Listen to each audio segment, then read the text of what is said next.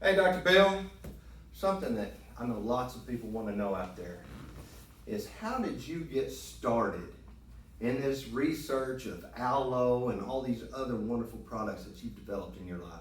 How did it all start? Let us know. That's a good question. You know, to me, what I wanted to be was a chemistry teacher, high school chemistry teacher. I loved my high school chemistry teacher. And it seemed like we had so much fun in class that I thought there's nothing you could do than be a high school chemistry teacher. And, long story short, I did teach high school chemistry for 3 years. So you got to do that. Yeah. Good. But I became more interested in more about chemistry. So I was lucky I got an NSF grant to get a master's with natural science, which was chemistry, physics, math, and biology. And I did that. I got to go to Los Alamos, look at their research program and stuff.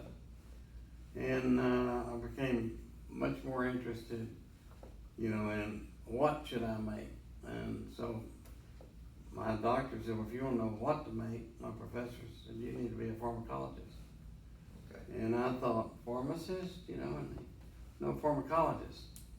See, the way it works is pharmacologists usually work at the medical school, or if they're going to make animal drugs, they work at a vet school. Okay. And they develop drugs for veterinary use, or in the case of, I went to Southwestern Medical School, and I developed products for humans. And you end up picking an area, like you may make cardiac drugs, or you may make kidney drugs. Mm-hmm. And I really liked the new field that was just emerging of immunology. They were just learning about immunology in the late 70s. And it looked like the thing of the future. Mm-hmm. So while I was there, I had always been interested in toxicology. Mm-hmm. So I was able to do clinical toxicology over at the Forensic Science Center. So at Parkland, I used to go over there and help figure out what they took. That back then, it's real popular to take the pig tranquilizer, phencyclidine, and the people took it. They just had gobs of energy. They became real strong. I remember this girl that picked up 2 doctors, one in each arm. She weighed about 90 pounds. Oh, wow. Just incredibly strong. And a lot of them, if they're around water, they'd go out and try to swim across the ocean. Oh, And man. they'd find them drowned, 3 or 4 days later. And in our case, we had 5 people going down Central Expressway, thought they were Jesus. Mm-hmm. And they were blessing the cars, stopping the traffic. Mm-hmm. So it was interesting. It was kind of fun for a while, but it was sad what it did to the parents. Oh, yeah, I can only imagine. But I got to learn a lot about bad effects of drugs. Mm. So I thought, well, I want to make drugs that are very safe Mm-hmm. and non-toxic. Mm-hmm. Well, about the time I was studying pharmacology, I asked Dr. Goff, how come aloe for burns is not in his text? Mm-hmm. And he said, well, aloe works, but sometimes it doesn't. In fact, he had tested all the products on the market at that time, and none of them worked. Mm-hmm. He said, until you can figure out why fresh aloe works and the marketed aloe doesn't work, Mm-hmm. we're not going to be able to sell it Mm-hmm. as a product. Mm-hmm. So that was interesting. Mm-hmm. And I finished my research about a semester early. Mm-hmm. About that time, Forever Living Mm-hmm. came to Dr. Goff, and I asked him, said, we'd like someone to do some research Mm-hmm. and see, how does aloe do what they're saying it does. Mm-hmm. And he remembered our conversation, and he said, well, I have a student that can work on that for you. Mm-hmm. And so he called me in, I met him, and so I was at the right place at the right time. Right. And amazing is they were just developing Medline, and our university was one of the pilot centers for Medline. And so I did all kinds of searches from all over the world, and we could get a lot of them translated. But I was amazed that this country and Russia found the same thing that the Italians found. You know, just using yellow. And they didn't sell it as a drug then, it was just used as what they call the potted position. Okay.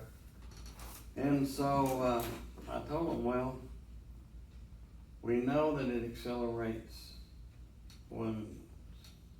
So let's take fresh aloe, like Dr. Goss said, and put pieces of skin. You can grow skin in a petri dish. And we could measure how fast it grew by putting radioactively labeled thymidine or adenine, any one of the amino acids that would show it was doubling in cells. And sure enough, fresh aloe worked. None of the products worked. So what we did started with fresh aloe, and they had new machinery then, high pressure liquid chromatography. It had just been developed. So I was at the right place at the right time. Right. And we started separating it until we found the fraction that caused the positive effect. And when we started to analyze that fraction, it was a polymannan. Well, there weren't any carbohydrates at that time, only gave you energy. So I remember going to talk to my medical school professors. Specifically, I talked to Alice Johnson, who was an immunopharmacologist, one of the few at that time. And I told her what I'd found, and you know, after I left, later I had her do some confirmational work for me.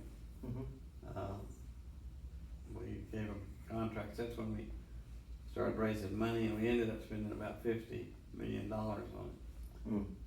And she validated, you know, my experiments. And then we had other people validate them because they couldn't believe something non-toxic could do all these things. Right. Drugs are very specific, very targeted. And so we isolated it, filed a patent on it, and we developed wound care products because there were a lot of people back then had chronic wounds, like there were 65,000 diabetic amputations every year. Oh, wow. At that time. And so if we could save some of those lace by getting the wounds to heal, and what happens we did, is it would really heal up people. What is interesting, you run across a lot of funny things that people do. We had a guy who, in Vietnam, he was in Agent Orange, which is, can give some people diabetes. And he was getting disability for these wounds that didn't heal. So we healed him up, and he lost his disability. Oh, goodness. So he quit taking it, and he tried to get that back. Sure enough, he came back and he got his disability again. Oh, my goodness. But it's amazing, you know, how some people. Yeah. But we got it approved for diabetic wounds, for venous stasis wounds. Virtually, eventually got approved for all wounds. So they just, after we had 8 or 9 of them, they said, how about just all of them? Right. And Oh, you'll that leave makes us sense. alone. Yeah. So we got it approved, and it works by stimulating the macrophage. And the macrophage orchestrates every step of wound healing. Like cells make words called cytokines. If they come from a lymphocyte, they're called lymphokines. If they come from a monocyte, like a macrophage, they're called monokines. And the macrophage has a vocabulary of over 150 monokines. And so when you have a wound, at this part, he calls in fibroblasts to lay down collagen. And then later he has the top cutaneous layer to cover. But he calls in all of those cells to cover that wound. And if you can help the macrophage make his monokines better and faster, he can accelerate the wound healing. And we did. What was interesting is if you take macrophages from a young rat and you put it on an old rat's wounds, he'll heal just as fast as if he was young. Oh, wow. If you take the macrophages from an old rat, put it on a young rat's wound, it takes him about twice as long to heal, just like an old rat.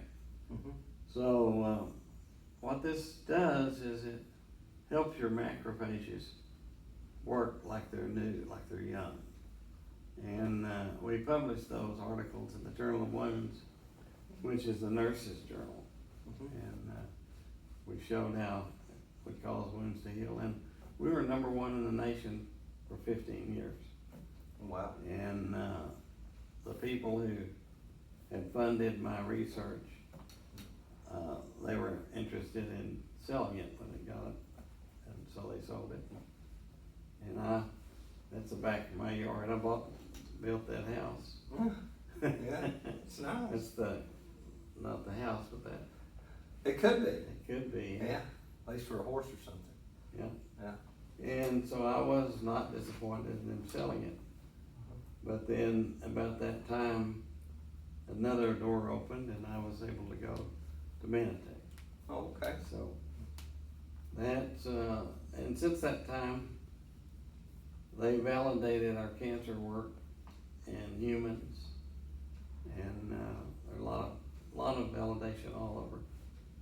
Even the Chinese have copied, duplicated nearly everything we did. Yeah. So that's how we got started, and it was all just being at the right place at the right time for me.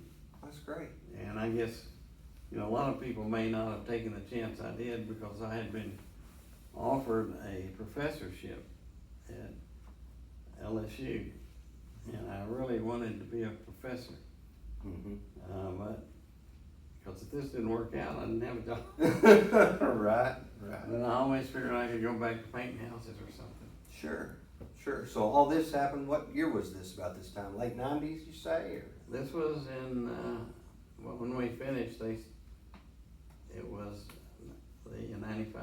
95, okay. So this started in late 70s? And in 2005, 10 years later, Yeah. I went to Manatee because they were going to shut down my aloe factory. Oh, okay. Because we had too much Ace Manning. We had enough Ace Manning in the last 50 years for all of our products. So in going to make Ace Manning, we isolated the Ace Manning in aloe, and then we further processed it and sized it. We brought it back. So I went to Emprise, which later became Manatee, because I knew Ray Robbins. He went to church with me, and I said, Ray, would you like to have the best aloe in the world?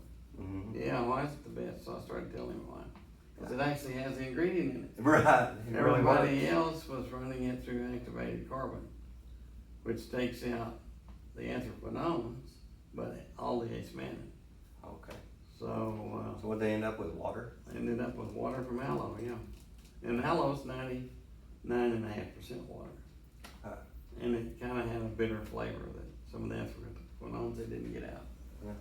So that's a great story. Yeah, it is. That sounds like a good start, and I bet you got a lot more stories to tell. You bet. We'll call that one Dr. Bill Getting Started. Okay. All right. Thank you, Dr. Bill. You bet. Thank you.